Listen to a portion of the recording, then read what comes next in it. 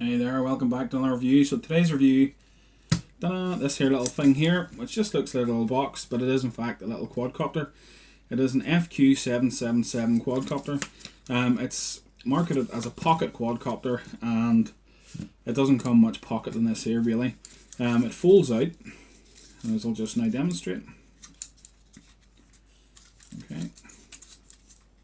Now I've had this here for a little while now, and I can tell you that this here little quadcopter is great fun.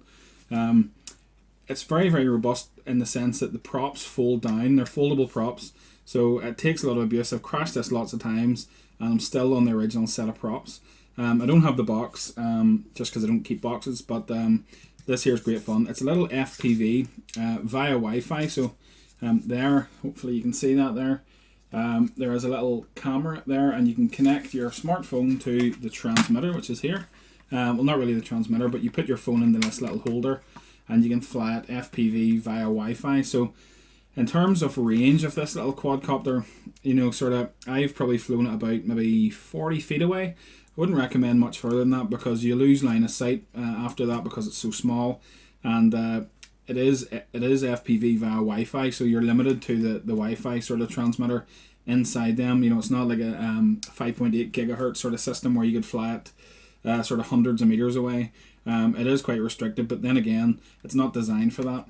What it is absolutely great fun for is either flying around the garden, or I sit downstairs and use it to fly it upstairs. I actually put my smartphone into a set of VR goggles and fly it around the house that way. It's brilliant fun. You can pick up a set of goggles for sort of £12–15, and it's absolutely great fun. It's very stable and easy to fly, so and it keeps the signal you know, all around the house. The transmitter is 2.4 gigahertz, so it has no problem with the signal upstairs. And yeah, you know, it's a nice alternative to sort of the tiny whoops, which seems to be sort of flooding the market at the minute, or the sort of tiny whoop clones as they are.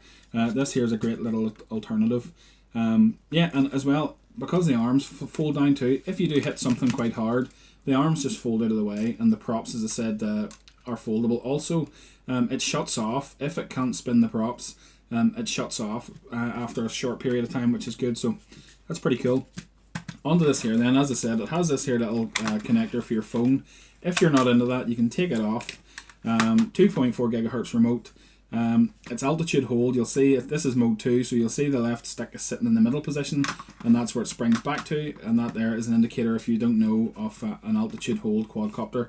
If it's sitting down the bottom, and this here is free to push up and down, and it holds its position, then it's not an altitude hold. So yeah, it's pretty comfortable in your hand. You know, I have quite small hands, but this here is quite comfortable. Your hands sit over the buttons quite well.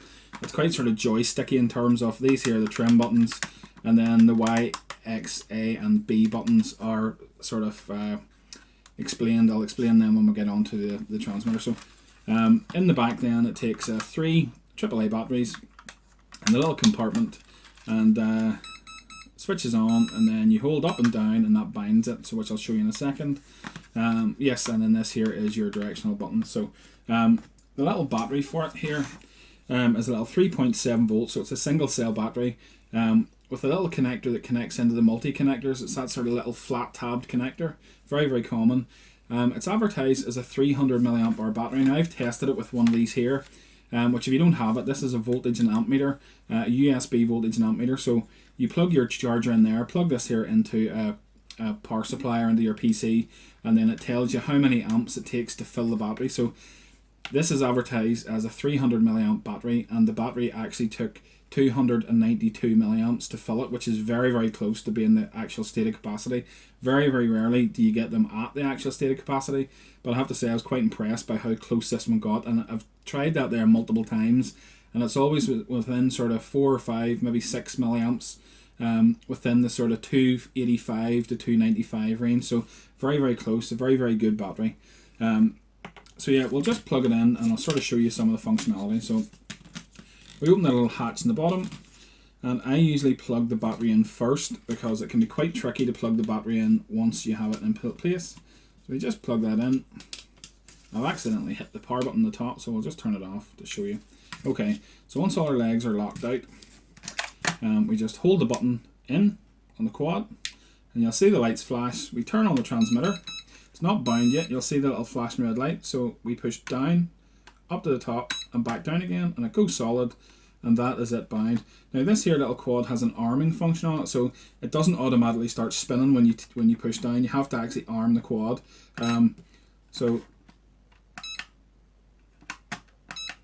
Sorry, oh there we go, sorry that's the wrong button. X is what arms the motors. I thought it was B there.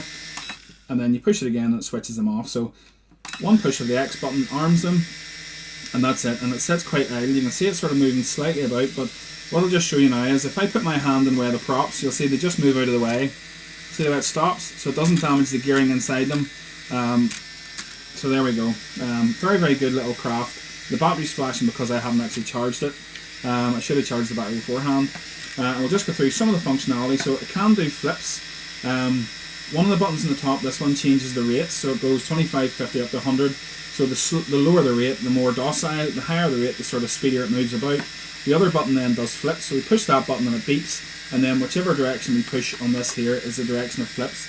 It doesn't actually flip whenever the battery is flashing against here, so these here buttons here are the trim buttons, so if it's drifting slightly one way, we push the opposite way. A long beep means that it's at neutral trim, and then the Y and A and B and X buttons then do things like turning on the video mode and then taking a picture. So we'll just go through now. This here is the little user manual that comes with it. It says for ages 14 plus. We'll just go through some of the functionality. So headless mode is Y. The X button is one start button. Takeoff and landing, so the ones that have altitude mode, you can push B and it'll actually bring it down or take it up to a set height, which is actually probably about 6 feet from what I found. So you arm the motors first and then push B and it'll take it up to about 5 or 6 feet, which is brilliant. Sorry, the left top button is the video button, and then we have a power switch as well, obviously. So the instructions are pretty good. They're not sort of broken English. They're quite plain, and they're quite concise and detailed, and they give you a lot of sort of information, really good information about how to use the FPV and the limitations of it.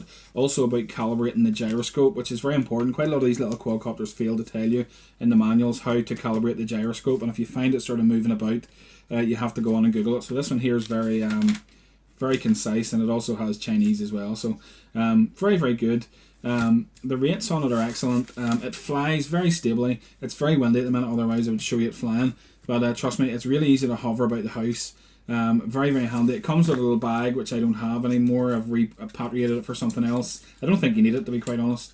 But it folds down, and you can quite easily carry it in your pocket. You know, it's that size there, so it's a little tiny thing. It's probably more the transmitter is going to be an issue with you, but excellent little quadcopter. The battery life lasts maybe about 4 or 5 minutes of normal flying, if you're sort of flying around the house.